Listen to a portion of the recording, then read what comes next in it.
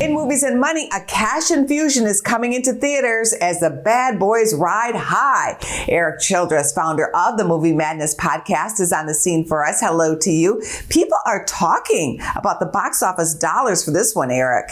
It certainly exceeded expectations with a $56.5 million haul, just a bit less than the $62 million opening of the previous film in January 2020, right before the pandemic. And with over $110 million worldwide already, the film should easily get itself into profit, which is great news for Sony, which also has the Garfield movie in second place. It may not be Super Mario or the Minions, but with a minuscule budget, the film is passing $200 million worldwide and is also in profit for the studio. Could you bring us up to date on the after effects from the strikes in Hollywood? Delays caused from the strike helped to decimate a good portion of the summer schedule.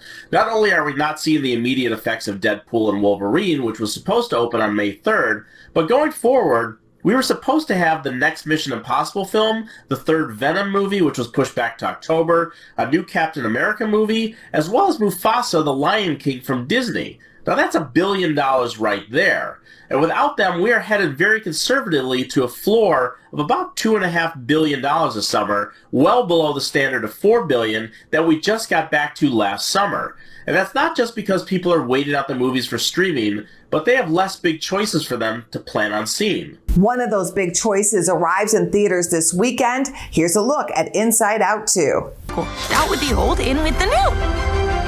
Riley's life requires more sophisticated emotions than all of you. You can't just bottle us up. We are suppressed emotions!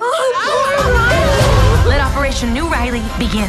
How does Inside Out 2 fit into this summer's numbers? Well, the hope is that it is going to fulfill expectations of having the biggest opening, not just of the summer, but of the year to date. Now, Inside Out is one of the most beloved of all the Pixar films, and it's been 9 years since it premiered in theaters. Now, to date, Inside Out was Pixar's highest grossing domestic release for an original film.